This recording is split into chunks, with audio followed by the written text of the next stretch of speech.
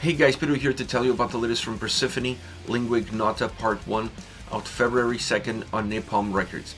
This EP has 5 tracks, 26 minutes in length, and this is the band's second. They are an Andorran progressive death metal band.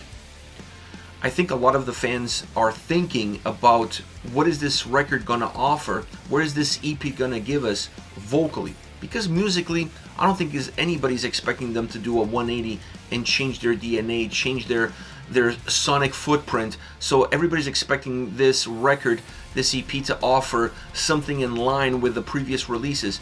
But vocally, this is the first album of Daniel Rodriguez Fleece, their brand new vocalist. So I think there's a lot more questions surrounding that aspect of the band than anything else. And we're going to tackle that. I'm going to go through all of the 5 songs that this EP has to offer, talk about the music, talk about the feel, about the atmosphere, about the vocals. But before we do so, I just want to say that the concept, the idea behind this release is really interesting because it's delivered in a way that I wasn't expecting. The album is extremely well connected across all 5 songs. There's no breaks, there's no pauses, there's a seamless movement from track to track. One song bleeds into the next and into the next. There's always this sense of continuity. The ball is constantly rolling.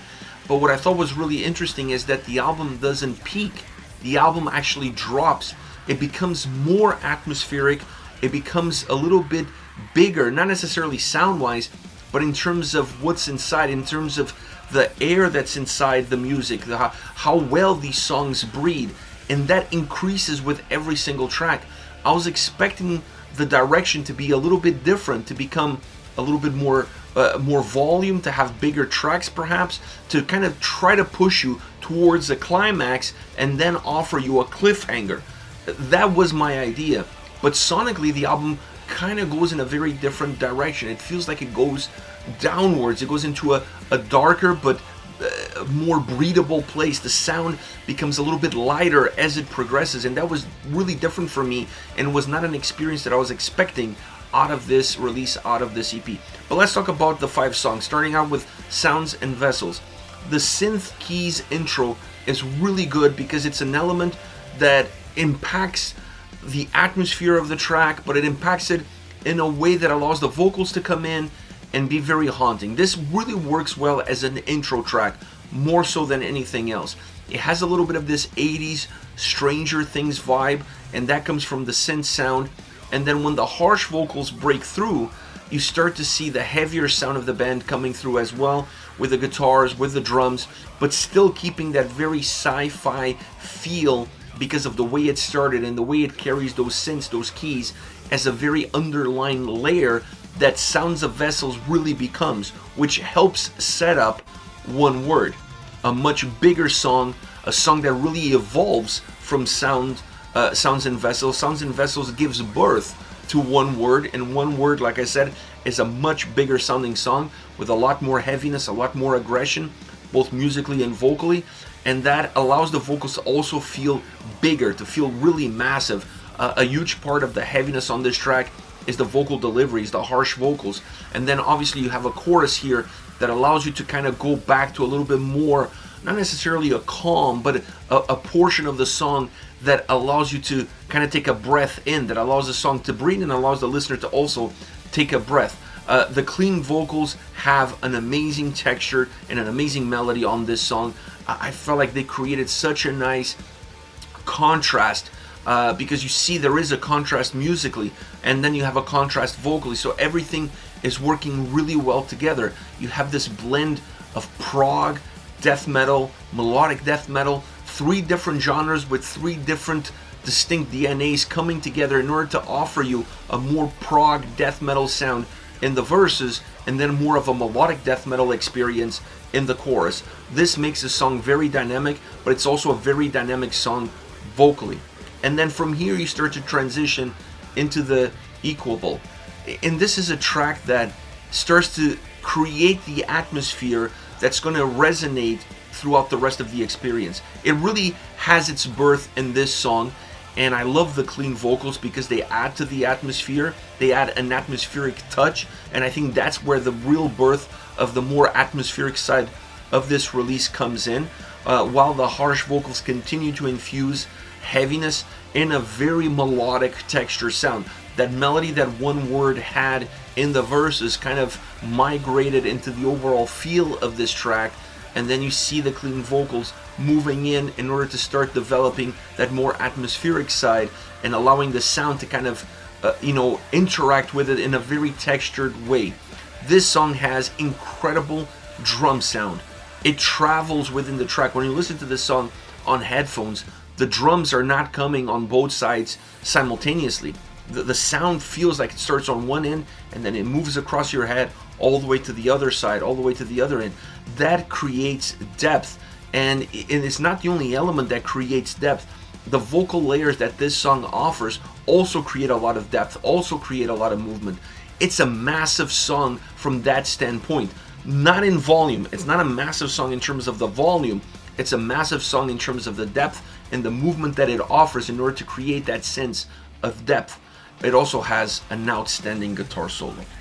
Then we move into Lingua Ignota.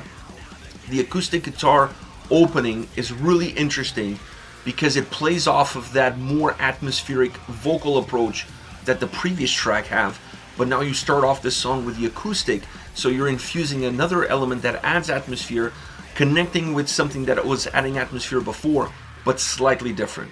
I also like the fact that the acoustic guitars were not just used at that point, they're used again in the last third of the song as they build up to the crescendo or the final crescendo, which really, perhaps if there's a climax on this EP, the climax is towards the end of this track after those acoustic guitars come in that last third. But it's a very atmospheric song. I think the start of that atmospheric experience that we saw in the previous track really starts to take hold now, or starts to define itself better now. Still has a heavy sound with the drums sounding very big, very thick. The guitars have a lot of layers, and I love to see what they did on this song guitar wise, because you have this prog, super clean prog guitar layer, and then you have this other guitar layer that is, tying itself up to that heavier drum sound in order to create some more volume, in order to create some more thickness. The clean vocals add a lot of dynamics. They add a lot of essence to the atmosphere. They allow the atmosphere to be a little bit more noticeable and more impactful as the song progresses. And the synths on this track add incredible texture, not just in terms of the atmosphere, but actually texture in layers to the overall feel and size of the song. For a song that has so much atmosphere, it actually holds a lot of size. Another track that has an outstanding solo, another track that has an outstanding vocal performance. I felt like up until this point, the dynamics between clean and harsh vocals were used extremely well, not just to create ebbs and flows throughout the songs, but to really create two different perspectives. A perspective of more openness, making the songs a little bit more open, more breathable, easier to digest, with the clean vocals also infusing atmospheric elements, and then the harsh vocals adding to the overall heaviness of the song, creating sometimes heaviness that becomes better defined in terms of what the drums and guitars are doing when you have that exteriorization through the vocal performance. And this brings us to the final track, Abyssal Communication. If I had to define this song, I would define this as a very Sleep Token style track to close off the record. Now, I'm not a Sleep Token fan by no means, and maybe that's the reason why this song is the one that least resonates with me, and I almost wanted to hate this song because of the Sleep Token experience that I got. But I gotta say, it's the most atmospheric track on the album, and I like that experience a lot. I just felt the combination of that super atmospheric sound with the synths playing a huge role. I mean, this song is completely synth driven. The role that they play, the air that they breathe, the way the song comes across, and then the clean vocals overemphasizing emotion and overemphasizing that atmospheric essence of the song. On one hand, like I said, it gave me a little bit of Sleep Token vibes, but on the other hand, it also felt really connected, but it just brought down, the mood came crashing. If Lingua Ignota has a sense of climax towards the end, when everything comes together, you start to feel like when it's almost reaching that climax, that song starts to dipper. It starts to close off differently, almost not quite as it started, but it closes off in a very atmospheric, with a very atmospheric sound, and perhaps even more so vocally with a choir and backing vocals. The way that song finishes is really interesting. So it's not surprising that you finish the song that way, and then you continue down that spiral. You continue to go down into an even more atmospheric song with even more powerful vocals, clean vocals, and with the synths really taking the brunt of the musical platform and driving the overall experience.